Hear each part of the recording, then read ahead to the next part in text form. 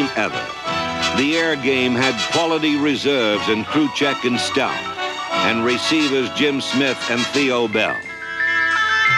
Chasing down Jarilla and Colquitt's kicks were such names as Corson, Delaplane, Anderson, Beasley, Moser, Dunn, and Ola.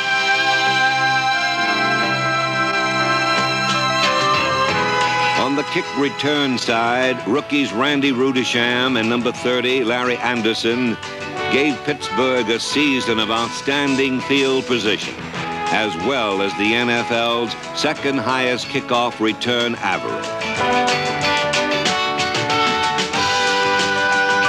There were new faces on defense too, but the same old results.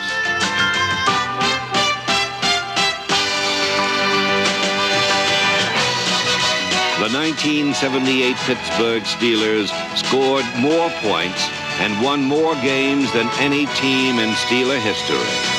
And as the regular season drew to a close, they were playing near perfect football. Terry Bradshaw's Super Bowl prophecy was looking better and better, and the time was drawing near to make it a reality. Coming up, the NFL playoffs.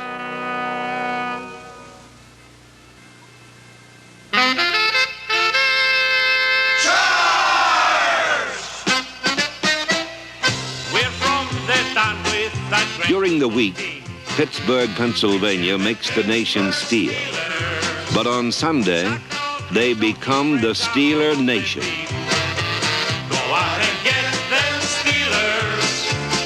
So the Steelers go in with plenty of offense and lots of defense, and it takes us back to those 74 and 75 teams, plus which the Steelers have that terrible towel going for them. Yep, this year we've had a revival of the terrible towel. And this carried the Steelers all the way in 75. It imputes great strength to the Steelers and, if need be, poses mysterious difficulties for the enemy. You'll see thousands upon thousands of terrible towels waving out in those stands today. The terrible towel is poised to strike. So are the Steelers.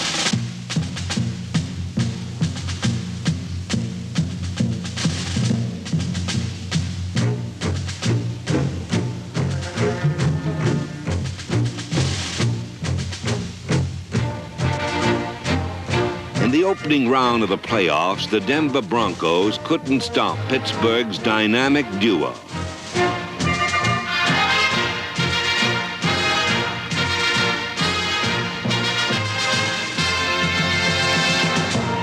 John Stallworth dazzled the Broncos with a playoff record 10 receptions. Lynn Swann caught only 2. But one of those will go down as one of the great catches in playoff history.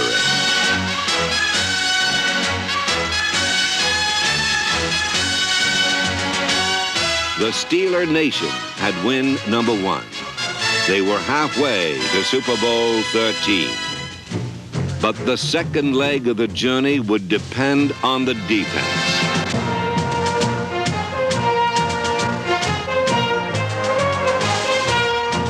The NFL's leading rusher became beef in the stew.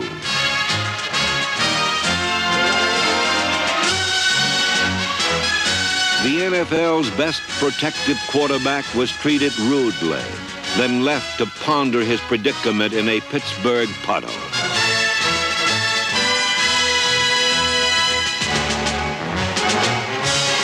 The mighty steel curtain did not allow a touchdown.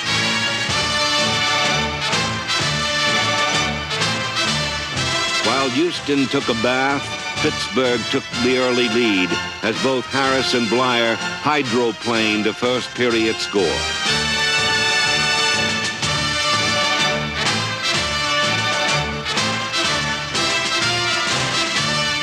Then, late in the first half, a close game became a laugher as loyal Steeler fans were treated to a scoring blitz. Bradshaw back to throw. He wants to go deep. Hangs it high toward the end zone. One is open. Touchdown, Pittsburgh.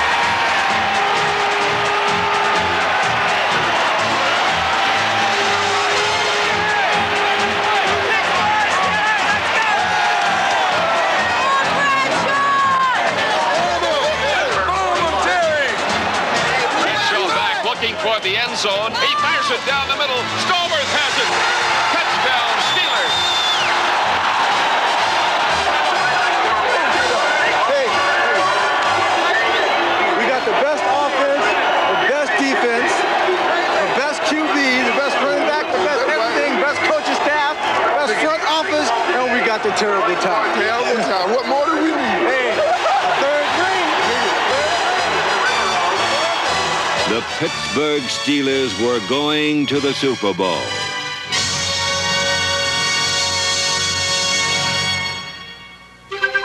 January 21st, 1979. Super Bowl 13.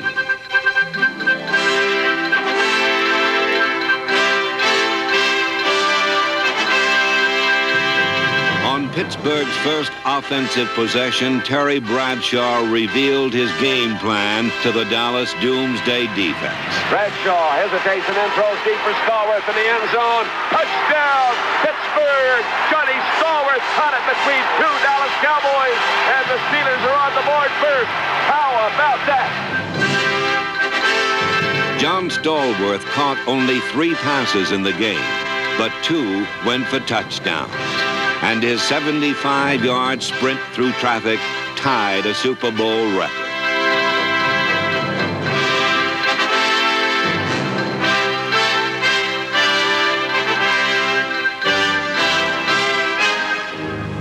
But the defending Super Bowl champion Cowboys were quick to steal away Pittsburgh's momentum.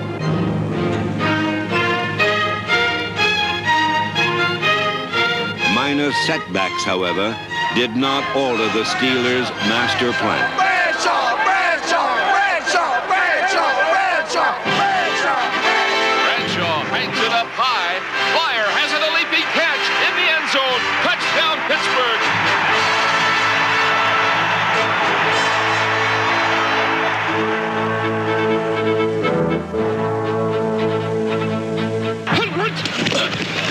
Pittsburgh took a 7-point lead into period 3, but Dallas risked life and limb to get back into the game.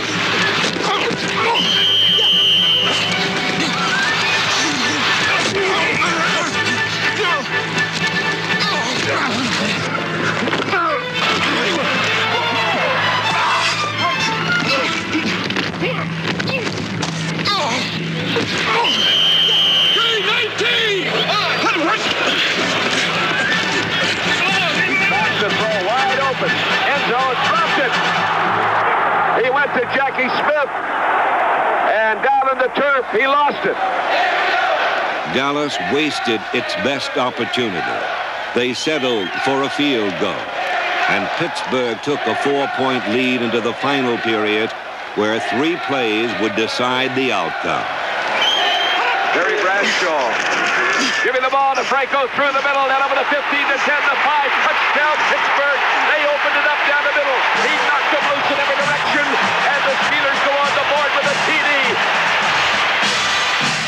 There's Jarrell scrimming the kick down short inside the 25, picked up at the 24.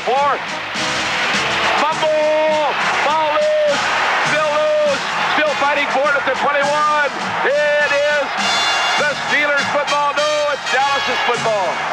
Who has got the football? The Pittsburgh Steelers had the football. And now Terry Bradshaw would throw it to a world championship.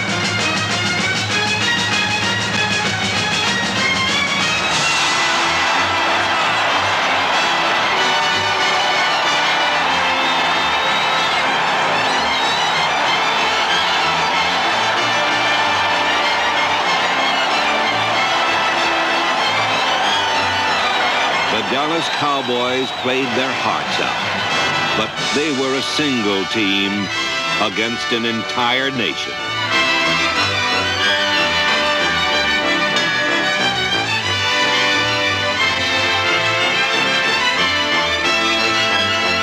The mighty Pittsburgh Steelers. In the last 5 years, they have won an unprecedented 3 Super Bowl titles. Pass the word, pro football. The king is back.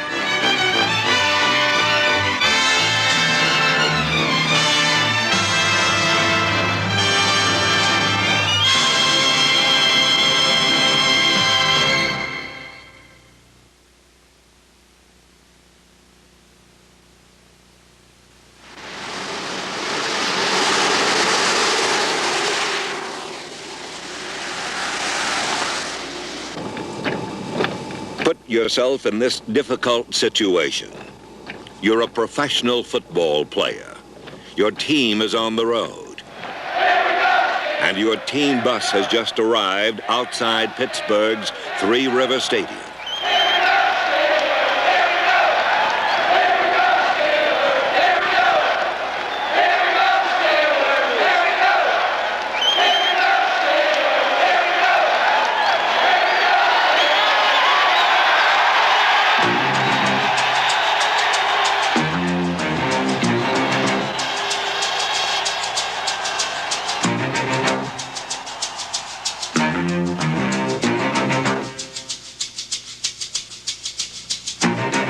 There are 27 teams in pro football.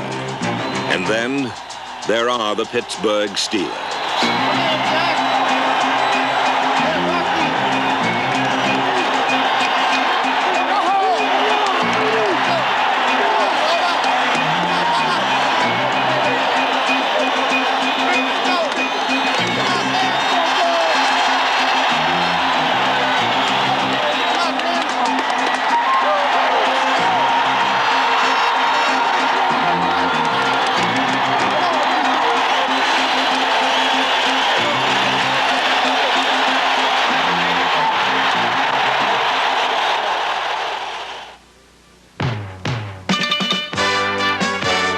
Not since the old Green Bay Packers has a pro football team become as well known as the Pittsburgh Steelers. Familiar faces that will make handsome busts in the Hall of Fame. It's a team of great character, men of superior physical strength and superb athletic ability. Men who would give you the shirts off their back.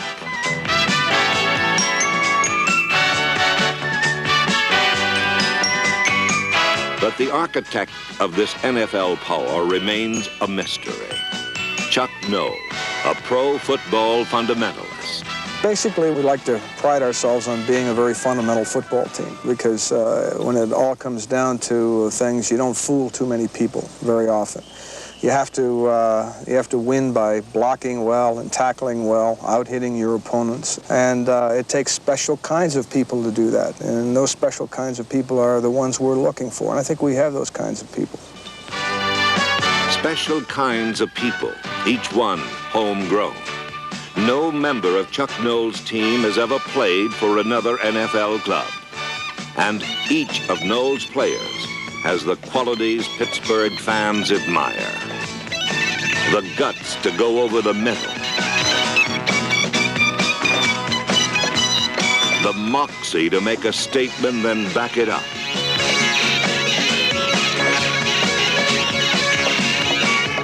The determination to get the ball away, and the teamwork to make it count.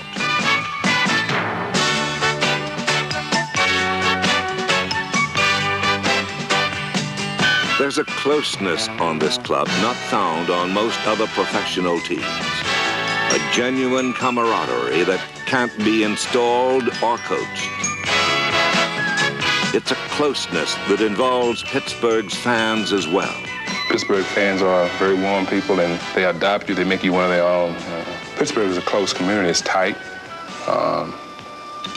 They do get involved with this football team. And as I say, they adopted this football team, and we belong to them. That's my Pittsburgh Steeler right there. They're really tremendous fans, and they will not be outdone by any other National Football League city. Like their loyal admirers, the Steeler defense will not be outdone.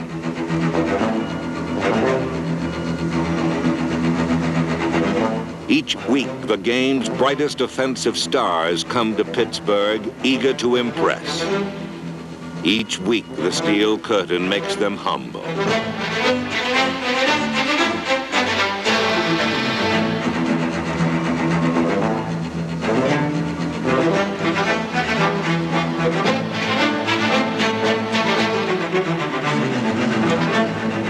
The names are well known. Greenwood, White, Banaszak, and Beasley. Dunn, Furness, and a 10-time All-Pro named Joe Green.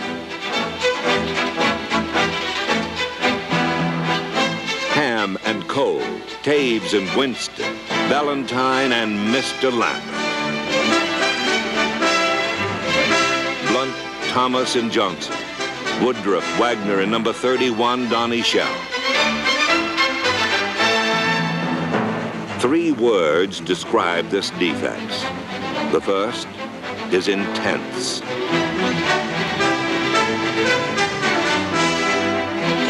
The second, aggressive.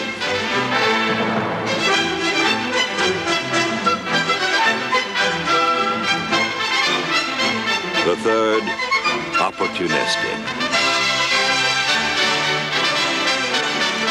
Sustaining a drive against Pittsburgh is like trying to breaststroke through a vat of molten steel. Painfully impossible.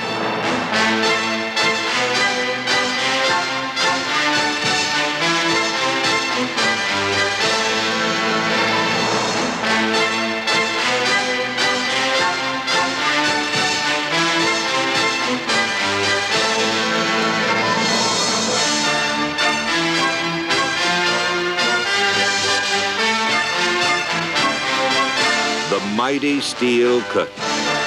From north, south, east, and west they arrive, treating their opponents like stepped-on bugs, making them wish they had chosen another profession.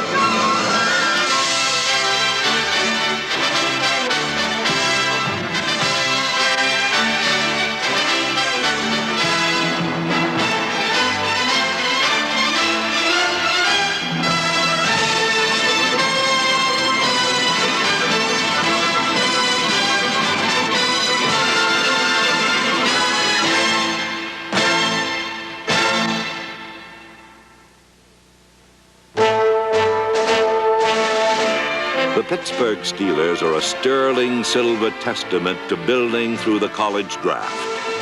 Young men live in the shadows of all pros, waiting for their moment in the sun. When it arrives, Pittsburgh's eager youngsters are ready. The rookies always say, well, I have to be tough to get to make this ball club. And I think that our teams do play a rough, tough football game. They have always, even in the days when we lost. Somehow, Matt Barr doesn't fit the Steeler mold. Nonetheless, 1979's baby-faced rookie was worth his weight in gold, especially in overtime. A 37-yard attempt. The snap, the ball is down. Barr kicks it. Long enough, high enough. It is good. It is good. Matt Barr kicks it from 27 yards out. 37 yards make it. And the Steelers hoist him up on their shoulders. The ball game is over. In sudden death, Matt Barr kicks a 37-yard field goal. Barr's buddies on Pittsburgh special teams do fit the Steeler mold. Rough, tough, and intimidating. Every NFL coach wants quality reserves. Pittsburgh has them. In players such as Zach Valentine, Tom Graves, Larry Anderson, Tom Dornbrook, and punter Craig Colquitt. Reserves such as quarterbacks Mike Kruchek and Cliff Stout, and running backs Rick Moser, Greg Hawthorne, and number 33, Anthony Anderson. Reserves such as T. Bell and number 86, Jim Smith. It's been suggested that Pittsburgh's second unit could win the Central Division. Pittsburgh's first unit does, due in large part to an offensive line whose short-sleeve jerseys leave nothing to the imagination. Mike Webster, Sam Davis, Jerry Mullins, Ted Peterson, John Cold, and Steve Corson. Pro football's most dependable escort service. Follow a Steeler back to the point of attack, and you'll spot a Steeler lineman chopping down defensive timber.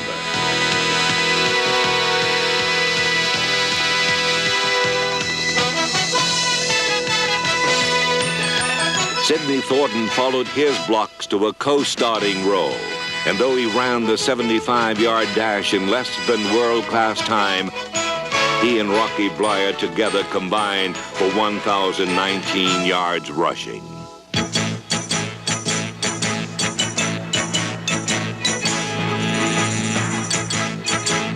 Nagging injuries hampered the early season performance of Pittsburgh's perennial 1,000-yard rusher, causing a foolish few to write Franco Harris off as over the hill.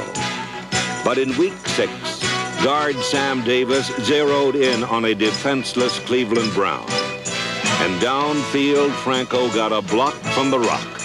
The big fullback was on his way to his 7th 1,000-yard season.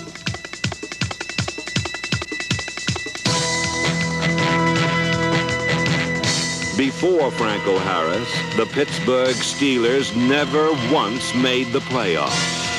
With him, they've never missed.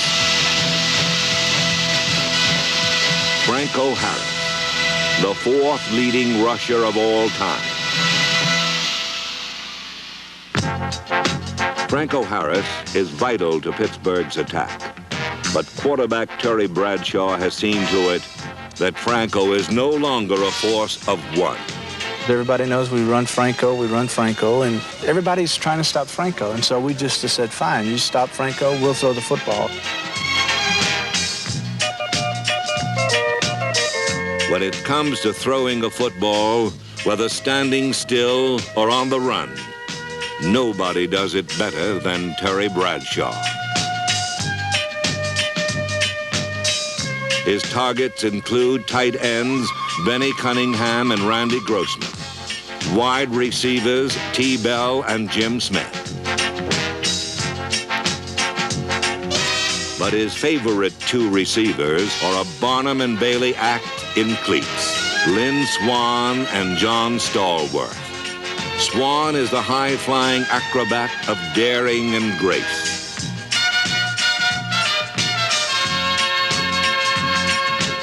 Stallworth is the hard-working magician, the Harry Houdini of NFL pass catchers. Together, they are the most dangerous pass-catching tandem in football.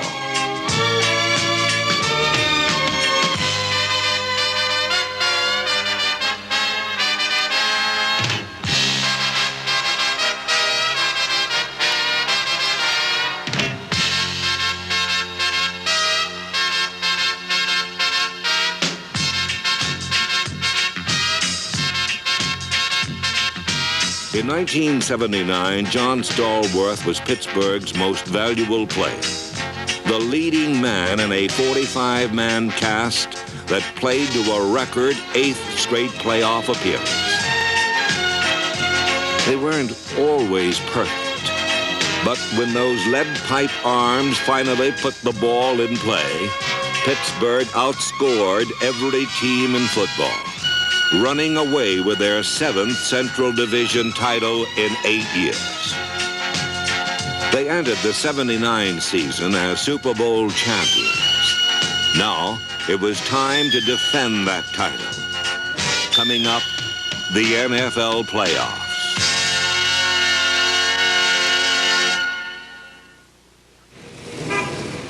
With Chuck Noll's team closing in on a 4th Super Bowl appearance, the city saluted its heroes by day and sang their gospel by night. We're with the Super Bowl team. Oh, it's the greatest thing ever. It's done so much for Pittsburgh, for the sports fans.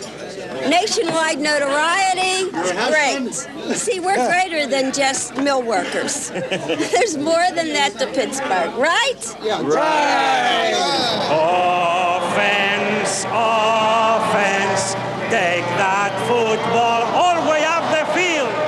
Here go the Pittsburgh Steelers into the National Football League playoffs, going up against the Miami Dolphins. The Steelers out to win their 4th Super Bowl victory. The Steelers coming into the NFL playoffs looking for big number 4. The Steelers are so great, and they play the best of all to take our Pittsburgh to the Super Bowl.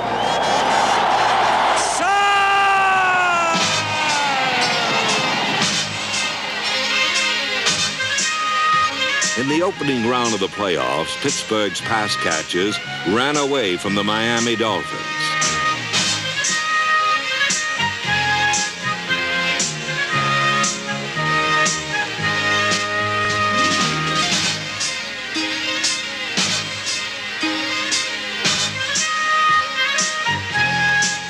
The Steelers scored touchdowns on their first 3 possessions to advance to the AFC Championship game. There, they would face the Houston Oilers, a team that had shown a lot of heart in an upset win over San Diego. From watching yesterday, they ain't banged up at all, you know. Fine team, great attitude. They're made of outstanding stuff. Well, you know, we still got a lot of respect for them, but, you know, we'd much rather have them in Pittsburgh. We were down there about 3 weeks ago on Monday night, and, you know, it wasn't one of our better nights, but, you know, we got them right where we want them this time, I think. They're a good football team. They have the capabilities to overcome bad things that happen to them, and we're going to have to be ready to play a very tough, physical, mistake-free football game here if we want to win it.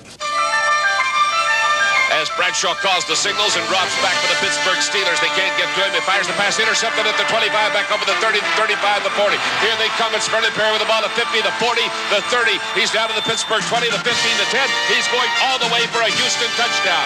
Vernon Perry, who was a key man in the victory over San Diego.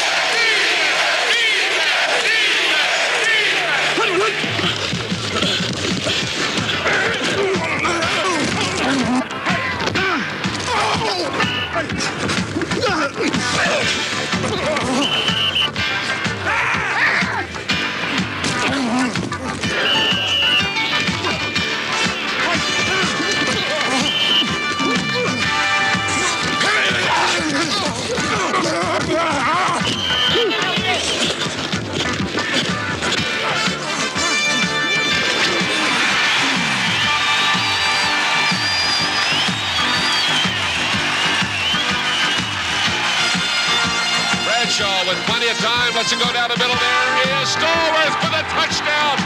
Touchdown, Pittsburgh. Listen to this crowd. Look at those terrible cows flying, you betcha!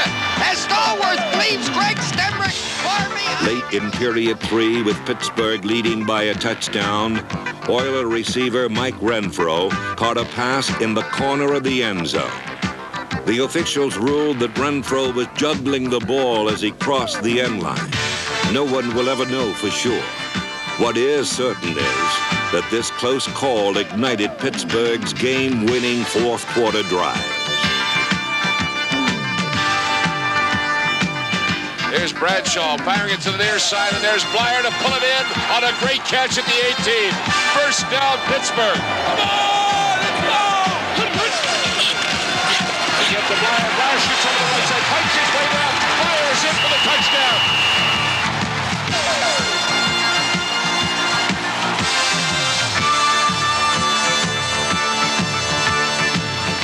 For the 4th time in 6 years, the Pittsburgh Steelers were going to the Super Bowl.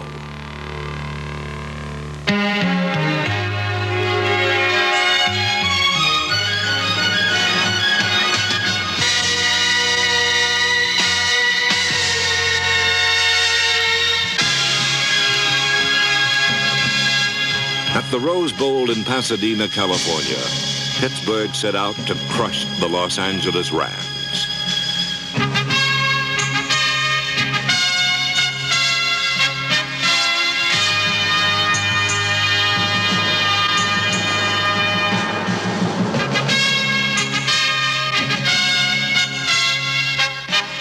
The heavily favored Steelers managed only a single touchdown through a difficult and perplexing first half. But if the defending champions were upset with the halftime score, it didn't show in their head coach.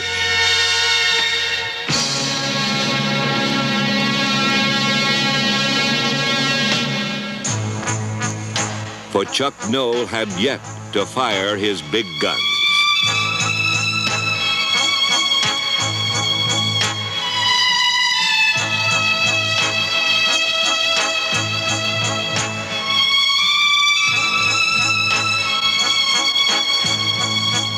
Like two hard-hitting heavyweights, the Steelers and Rams traded knockout punches.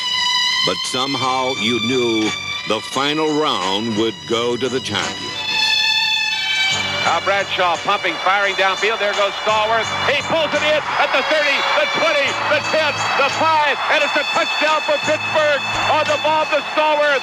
And Stallworth beat Rod Perry. The Steelers once again had the Rams on the floor. And this time, they weren't about to let them back in the fight. And he lets it fly down the middle, and it's intercepted at the 15. And that's Clever with a football.